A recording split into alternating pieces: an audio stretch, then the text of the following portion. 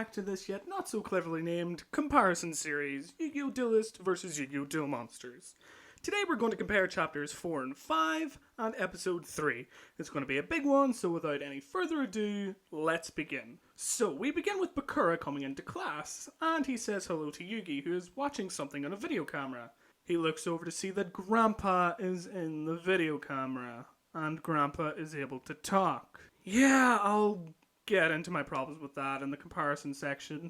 Yugi tells everyone that the other him is very upset about losing to Pegasus. Jinochi yells into the puzzle and says not to worry about it, it'll be okay. They all ponder about the Duelist Kingdom tournament that Yugi now has to participate in to save his grandpa.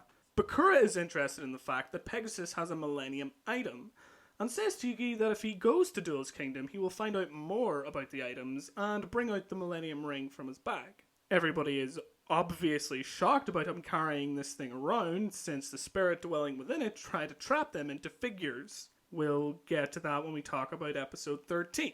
Yugi tells everyone that the other him, Yami Yugi, wants to be alone. Then Yami Yugi goes up to the roof and broods. You see, he blames himself for what happens to Grandpa, and he wonders what he can do to combat Pegasus' powers. He then promises to himself that he won't run, and that he will defeat Pegasus. While Yugi is walking home, there is an envelope with cards in it attached to his front door. These cards contain information about Duelist Kingdom. It will be on an island. You must bet star chips until you get 10. Each person starts with 2. It has a huge cash prize up for grabs, and a mystery prize. They all convene at Yugi's house, and Jinochi also has a videotape. So obviously they're all worried. He puts in the tape, and a girl appears on screen. It's Jinochi's sister, Shizuka. Jinochi's parents separated a long time ago, and the two have been apart for a long time. She sent the video so that Jinochi could see her face and give small hints towards the fact that she is fully becoming blind. Apparently there's a very experimental surgery that has a 50% chance to help her see again, but it costs too much. Jinochi is very poor. He doesn't even own his own VHS recorder in the manga. Yugi then again transforms into Yami Yugi, and he declares that they will go to Duelist Kingdom together as duelists, and give one of his star chips to Jinochi. The two train for a week, and the chapter ends with them arriving on the boat. Before they get on the boat, they meet Kujaku Mai.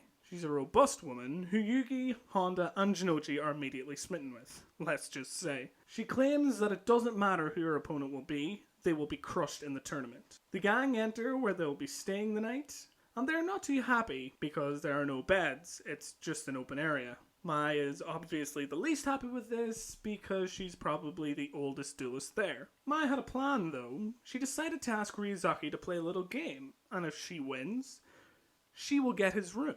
And if he wins, Mai will do anything he wants. Ryuzaki asks Mai to name every card from the top of her deck to the bottom without looking. Somehow Mai wins and Ryuzaki is kicked out of his room. Meanwhile, Jinochi has traded with people on the boat to get some stronger cards for his deck. Then, the winner of the Japanese tournament, Insector Haga, comes out to see Yugi and asks to see his Exodia cards. Haga was officially invited to Duelist Kingdom upon his win. Yugi, being the naive guy he is, says yes, no problem. Then we all know the scene where Haga throws Exodia into the ocean. Jinochi, being the badass he is, leaps off the boat and tries to get the cards back for Yugi. He sadly only manages to get 2 of them. Again, Yugi transforms into Yami Yugi and claims he will be taking out Haga first in the tournament. And the chapter ends with them sailing towards the island, ready to take on the challenges ahead.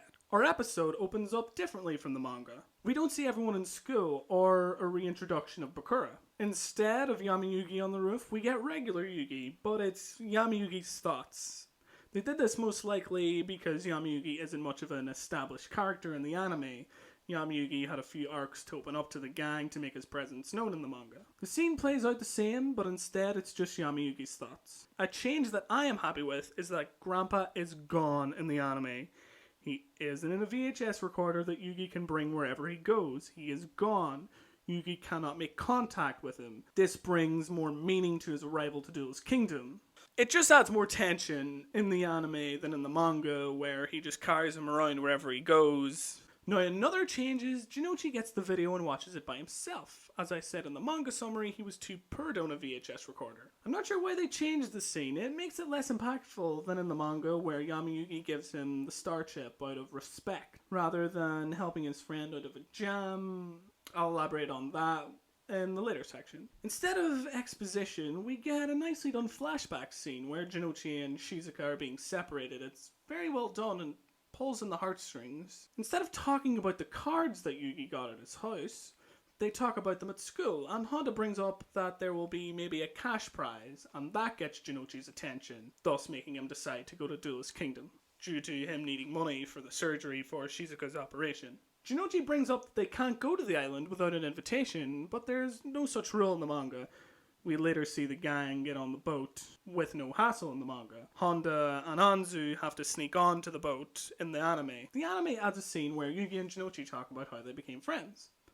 This is all from Yu-Gi-Oh! Chapter 1. I'll give you a brief summary. Jinochi originally bullied Yugi because it annoyed him how timid Yugi was, but one day a student named YUGIOH claimed that he would be Yugi's bodyguard and beats up Honda and Jinochi, and he wanted a huge cash payment, and when Yugi didn't pay up, YUGIOH beat him up as well. Then after the beating, Yugi went home and solved the Millennium Puzzle. Not before Jinochi threw a piece into the pool and retrieved it after Yugi defended him from YUGIOH. Once the puzzle was solved, Yugi transformed into Yami Yugi and initiated a penalty game, and the rest is history. And thus came what is the signature phrase of the Yu-Gi-Oh! Series. It is something that is seen and yet is unseen. This phrase was inscribed in the puzzle box. That's how it sparked. And now we get to the boat, and Jinochi is trying to sneak on. Yugi saves him by giving him one of his star chips, and he is then able to get on the boat. As I said before, Honda and Anzu had to sneak on the boat and try and hide and not be seen for the entire episode. And the story is pretty much the same, other than two small differences. One, after Jinochi tries to save Yugi's Exodia cards, he then tells his friends about Shizuka. And two, Yugi stays as Yami Yugi when they arrive in the island. So that was it, folks. I hope you enjoyed this episode. Sorry it took a while.